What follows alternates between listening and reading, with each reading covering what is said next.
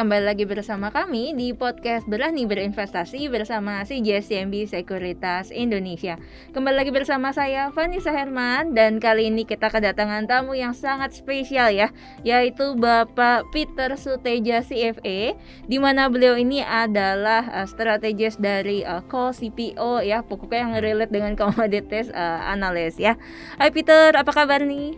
Baik Fanny, thank you. Thank you juga udah mau bersedia hadir di podcast kita hari ini ya. Nah, pastinya kita akan ngobrolin hal-hal yang menarik nih dengan Peter teman-teman. Jadi stay tune terus sampai dengan akhir acara ya. Nah, Peter langsung aja nih Pet. Jadi belakangan ini kalau kita lihat ya, jadi investor ini banyak yang khawatir dengan yang namanya US mendekati masuk ke arah resesi gitu ya. Nah, kalau menurut Peter sendiri nih, kira-kira indikator apa sih yang harus kita lihat untuk menentukan bahwa memang US ini mulai masuk ke resesi atau enggak gitu? Silakan. Kayak ada beberapa definisi sih, tapi kalau saya pikir sih kalau dari definisi, secara definisi tuh maksudnya udah 2 kuartal ya US tuh negative growth ya, jadi ini udah masuk ke, secara definisi udah masuk technical recession lah. Tapi di sisi lain juga ada beberapa indikator kayaknya nggak benar-benar merefleksikan kondisi resesi ya saat ini ya. Yang di US ya, misalnya job marketnya tuh masih kuat, unemployment levelnya tuh masih rendah ya, 3,6% tuh termasuk dekat all time low. Jadi itu belum terlihat tanda-tanda seperti resesi pada umumnya tuh di mana ya. Kalau resesi kan berarti ekonominya tuh udah parah banget sehingga orang mengurangi angkatan kerja ya.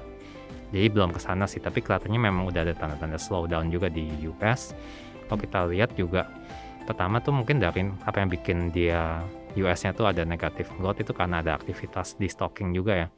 Itu kan bisa take another 2% of GDP juga. Jadi yang perusahaan-perusahaan di US tuh banyak yang lebih banyak jual dari inventory daripada produksi baru ya. Ada yang bilang ini karena demand-nya strong, tapi juga lihat dari survei consumer sama dari survei retail dan consumer confidence itu juga kelihatannya tuh perusahaan tuh udah mulai hati-hati ya. Maksudnya mereka nggak terlalu pengen agresif produksi karena takut maksudnya dari konsumen tuh daya belinya tuh tergerus inflasi. Jadi mungkin kalau dari lihat sih ini nggak benar-benar konsisten nih tanda-tanda resesi ya, walaupun secara GDP tuh 2 kuartal tuh ini. Tapi we think it's a sign of slowdown juga lah. Nah mungkin the real recessionnya mungkin kita baru lihat mungkin akhir tahun ini atau awal next year ya, kalau kita ikutin kita punya global strategist ini.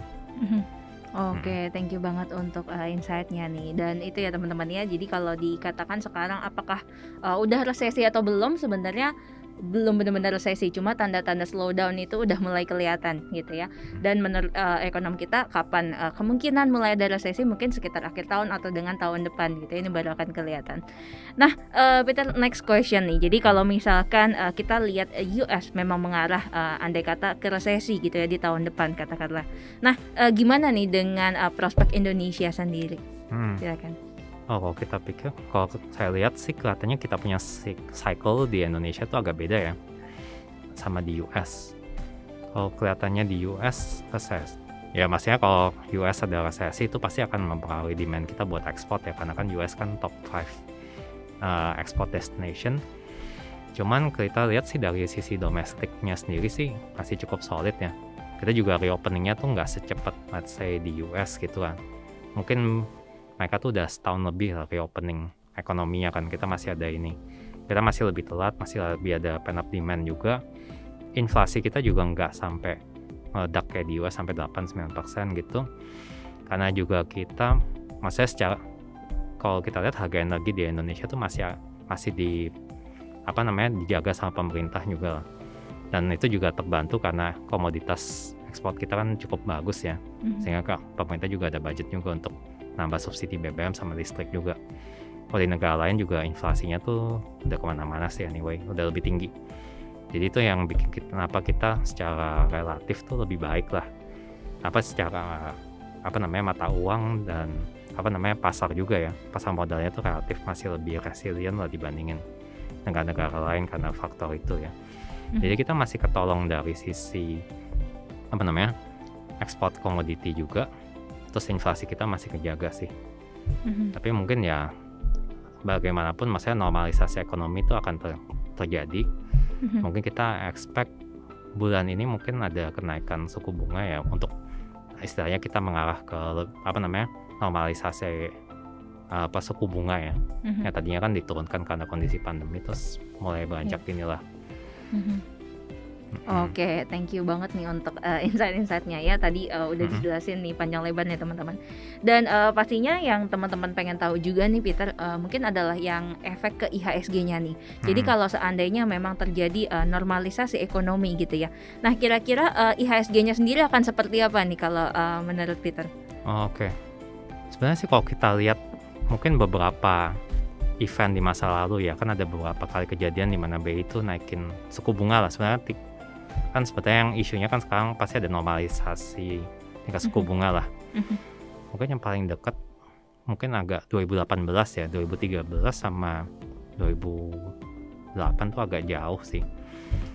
Nah 2018 tuh bisa dibilang waktu itu marketnya tuh kondisinya agak mirip. Kita tuh sell off menjelang sebelum BI-nya tuh naikin pertama kali suku bunganya. Jadi sell off dulu, which is kita udah kejadian ya dari 7.000-an something. Sekarang kayaknya udah naik lagi sih.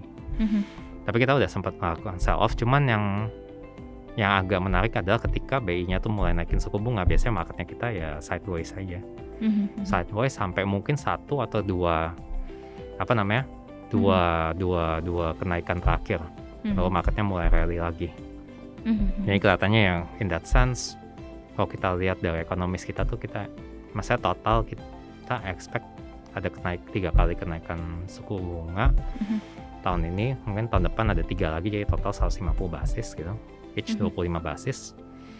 Itu mungkin sampai selesai ya, mungkin marketnya tuh bisa sideways agak lama sih sampai mungkin let's say kalau sama patternnya kayak 2012 ya, mungkin kita baru akan lihat rally itu mungkin di second quarter next year ya.